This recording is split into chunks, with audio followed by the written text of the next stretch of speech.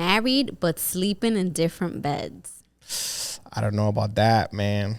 You got a video? Yes, let's pull up this video. My wife and I haven't slept in the same bed for 5 years. She let me know she was ready to sleep back in our bed. When we started having kids, we chose a temporary solution for a short-term problem. We didn't know if this would have an effect on our marriage, but we had to adapt to the season we were in and trust we had a strong foundation. In the last 5 years, we adapted to a new normal. Now we have to find out new normal in a new season. This is normal.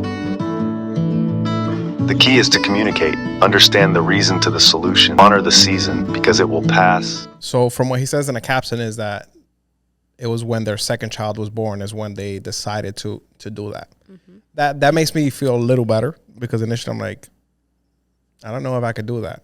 But from what I think, I'm assuming is that they did that in order, let's say if she was handling the kid, like he could sleep, and if he was handling the kid, then the other person could sleep. That makes sense. Still a little extreme for me. I don't know if I would be able to do that, but maybe there's... You wouldn't be able to sleep without me, baby? Nah. That would be weird for me. Yeah.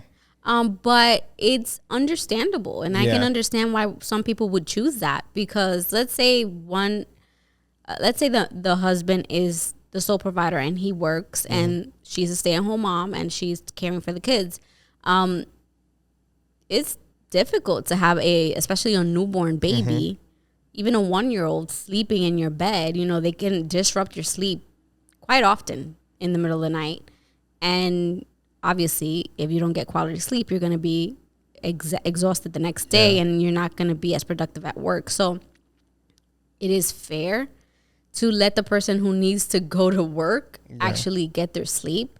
Because let's say you as a stay-at-home mom have the luxury that, you know, and during the day, if the kid is sleeping, you can take a nap with them, you know, because you're not going to work. So, you know what?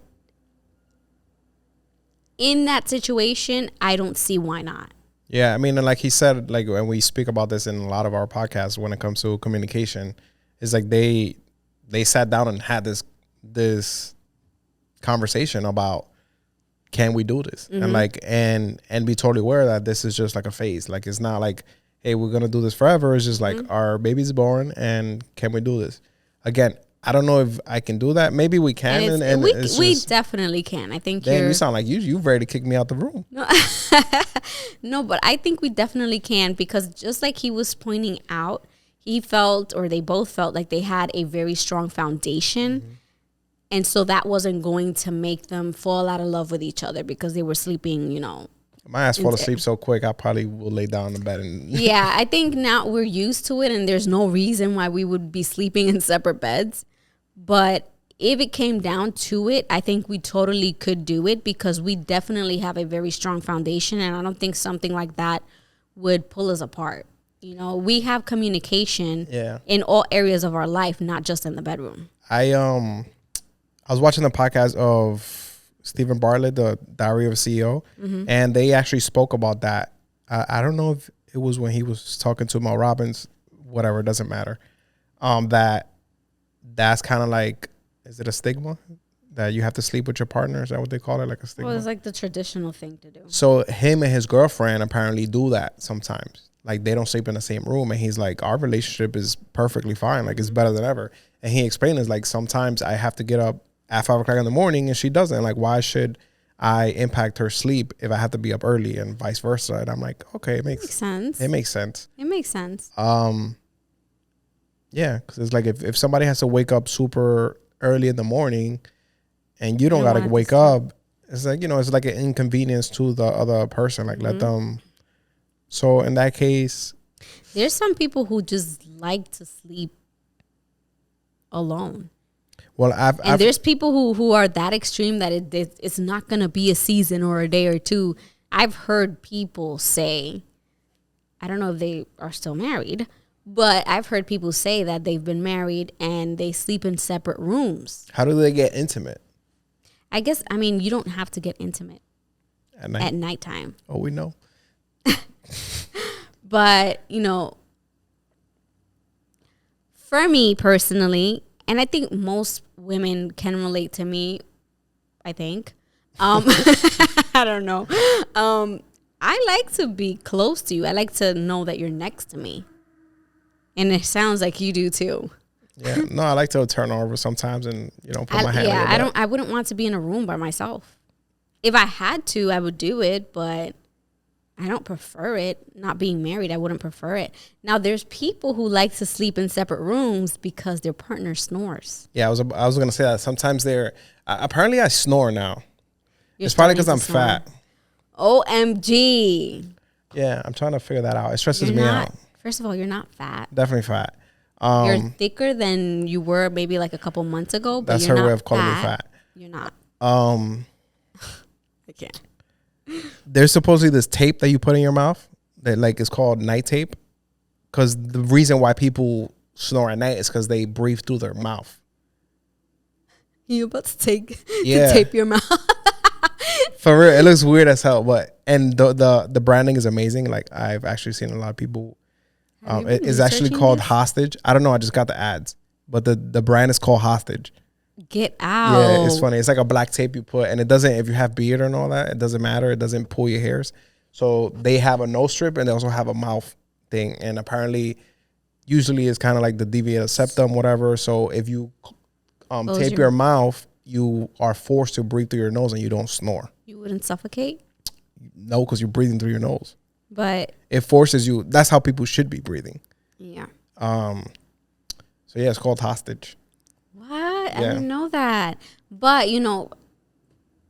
going back to the topic, yeah, I feel that if your partner is disrupting your sleep, it might not be such a bad idea, right? She's trying to kick me out the room, guys. No, it hasn't been that bad. There was only one night I could remember that was like, and it was because I couldn't go to sleep, so I could hear you.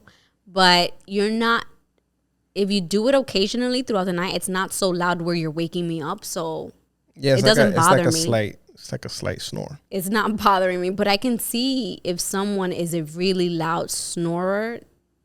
Is that a word, snorer? It's a word now. If someone snores really loudly, I can see why their partner would want to sleep in another room because. No, and I know too with like health conditions, because there's people that like use a CPAP or BiPAP at night, and the machines are usually loud, and they needed to sleep in order to sleep better. And usually, machines running all night, or like if you're on oxygen, it's kind of disrupts other person. So it's like usually in those cases, they're separate rooms. Because some people don't have that type of space to be sleeping in a There was a lady room. where I used to work that her husband were like that. Like he was on machines and they would not sleep together. And I always found it weird, but I guess it makes sense. Yeah. I mean, you have to do what you have to do to get good quality sleep, because if you're not getting quality sleep, you're going to be grouchy the next day, and that you don't want that either. And it's also kind of like going back to that podcast that I was telling you I was listening to.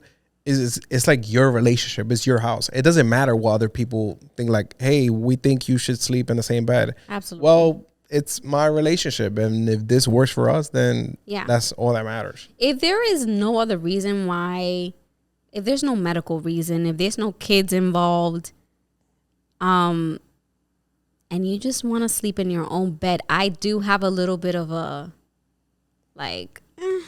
But it still doesn't matter, because it still doesn't matter. It's just my opinion. Exactly.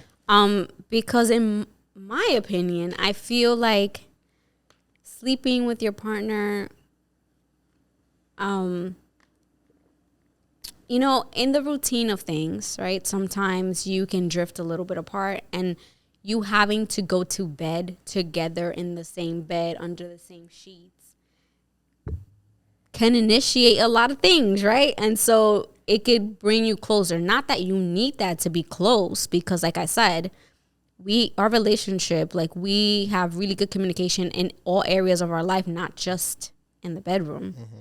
And so I feel like we're close in everything else that not sleeping together wouldn't break us. Yeah. Well, some people just have a sexual relationship. But I feel like for some people, that little bit right there might break them. You know what I'm saying? Because they're not connected in any other way. Right. Like I feel for some men, if their partner isn't sleeping with them, they're going to have a huge problem with that, because they don't feel connected with their partner throughout the day, which is a terrible thing. I feel like that should be fixed. But I guess it depends where each relationship is and where they stand. Yeah, I just need to lay down. In most cases, I go to sleep before you anyways. But when you usually go come to bed first. Yeah, and then I fall asleep. Most of the time, you're not sleeping until I get in bed. True. And then you get in bed and I'm like, just got to touch the booty, touch the boobies and go to bed. And just I turn around and go to bed. It's just like tradition. Can't. And then I got to put my leg out so I could like feel you. I need some skin to skin. Yeah. Don't be hugging me though because I get hot. I like that too. I'll be like doing the leg thing. And then we good for the night. But it's great. I love sleeping with my husband. I don't see myself sleeping in a different room, in a different bed. No. For me, I like being next to my husband. And yeah, that's just my choice. But for any other people who decide to sleep in separate beds, hey, do you okay? Like, you have open communication with your partner, and as long as both of you are on the same page, that's all that really matters.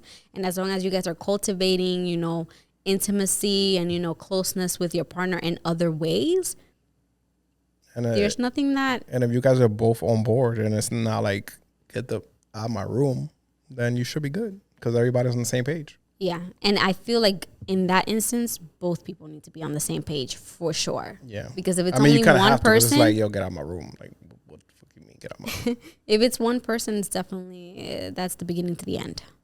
Sorry to break it to y'all. But, yeah. So I just want to point out that the video we just saw was by... Well, their bio says, I'm a husband pursuing my wife through thoughtful, caring, and creative leadership. So it's like a family-based Instagram and a CED. Thank you for sharing that with us. If you enjoyed this clip, make sure to check out the full episode of our podcast here.